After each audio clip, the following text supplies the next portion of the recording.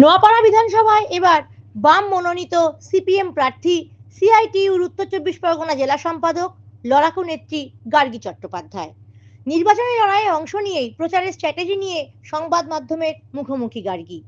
শিক্ষা থেকে স্বাস্থ্যর পাশাপাশি প্রচারে তার মূল ইস্যু বন্ধ কলকারখানা এবং শিল্পাঞ্চলের মানুষের দুরবস্থা। কি বললেন তিনি? দেখে নেব এই কালের ক্যামেরায়।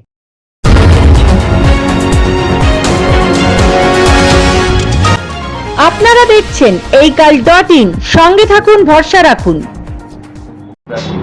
কি ইস্যু নিয়ে ভাই লড়াই করবে? নোয়াপাড়াকে বাঁচাতে হবে। নোয়াপাড়ার শিক্ষা, নোয়াপাড়ার স্বাস্থ্য, নোয়াপাড়ার সংস্কৃতি, নোয়াপাড়ার বেকার যুবক যুবতীদের কর্মসংস্থান, সর্বোপরি পঞ্চায়েত পৌরসভায় যেভাবে ভোট লুট হয়েছে, দুর্নীতি এবং নোয়াপাড়ার যে সম্প্রীতির পরিবেশ ছিল সেই সম্প্রীতির পরিবেশ রক্ষা করতে হবে। ব্যারাকপুর ক্যান্টনমেন্টে 10 বছর নির্বাচন হয় না, ওখানে নির্বাচন করার দাবি নিয়ে আমাদের এবারে ভোটে নেওয়া। গঙ্গার বাঁধ ভেঙে গেছে, বন্যা প্লাবিত হওয়ার আশঙ্কা যে কোনো মুহূর্তে, নদীতে দূষণ, খালগুলো সংস্কার করা হয় না, Ichhapur rifle factory, metal factory বেসরকারিকরণ হয়ে যাচ্ছে। সেই বেসরকারিকরণ রুখে দেওয়ার জন্য সিপিআইএমের জেতা এবং আওয়াজতলটা অত্যন্ত জরুরি। আমরা এবং শূন্য পদে নিয়োগ করতে হবে। যেভাবে খেলার মাঠগুলো রক্ষণাবেক্ষণের অভাবে ধ্বংস হয়ে গেছে, রাস্তাঘাটের জরাজীর্ণ অবস্থা, সব মিলিয়ে নোয়াপাড়ার অবস্থা খুব খারাপ। সেই নোয়াপাড়াটাকে বাঁচাতে হবে, রক্ষা করতে হবে। নোয়াপাড়া 5 বছর বিধায়ক ছিল না বললেই চলে। নোয়াপাড়ার বিধায়কের কণ্ঠস্বর কেউ কোনোদিনও বিধানসভায় শোনেনি। নোয়াপাড়ার জন্য কোনো কারখানা করেছেন বা কোনো প্রকল্প আদায় করে নিয়েছেন আমরা শুনিনি। এর আগে 2018 সালে দখল করে বিধায়ক হয়েছিল সুনীল সিং, সে একই কেস। তারপরে সে আবার তৃণমূল হয়ে গেল। তাহলে নোয়াপাড়াতে একটা সুস্থির রাজনৈতিক পরিবেশ অত্যন্ত দরকার এবং দীর্ঘদিনের বাম আন্দোলনের ঘাঁটি হচ্ছে নোয়াপাড়া।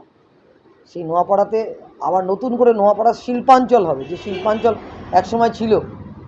এখানে বন্ধ কারখানার জমিতে হাই রাইজ বিল্ডিং না, কারখানা হবে।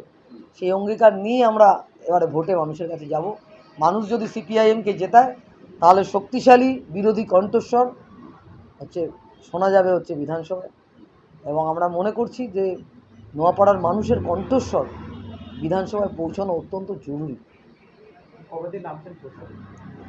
দেখুন, আমি এই অঞ্চলের মানুষ। এই পৌরসভায় যখন ভোট লুট হয় তখনও আমি রাস্তায় ছিলাম, পঞ্চায়েতে যখন ভোট লুট করে তখনও আমি রাস্তায় ছিলাম। কয়েকদিন আগে আমাদের শিউলি মোহনপুর পঞ্চায়েতের নোয়াই খাল সংস্কারের দাবিতে রাস্তায় ছিলাম, পচা খাল, ইছাপুর খাল সংস্কারের দাবিতে আন্দোলন ছিলাম, Ichapur rifle factory, metal factory বাঁচাও এই দাবিতে আন্দোলন ছিলাম। ফলে আমি রোজ রাস্তায় নেমে আছি এবং অবশ্য করেই প্রার্থী ঘোষণা হয়েছে। আজকে বিকেল থেকেই, সন্ধ্যে থেকেই আমি প্রার্থী হিসেবে প্রচারে নাম।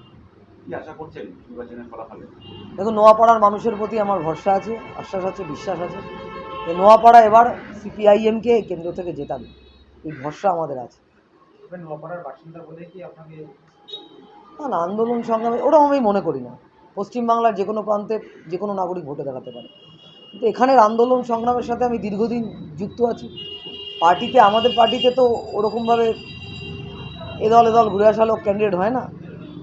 এবং সিপিআইএমের একজন কর্মী হিসাবে বেশ কয়েক বছর ধরে কাজ করছি। পার্টি মনে করেছে যে আমার নোয়াপাড়ায় দাঁড়ানো উচিত, পার্টি আমাকে দাঁড় করিয়েছে। পার্টি যখন যে দায়িত্ব দিয়েছে সে দায়িত্ব পালন করার চেষ্টা করি।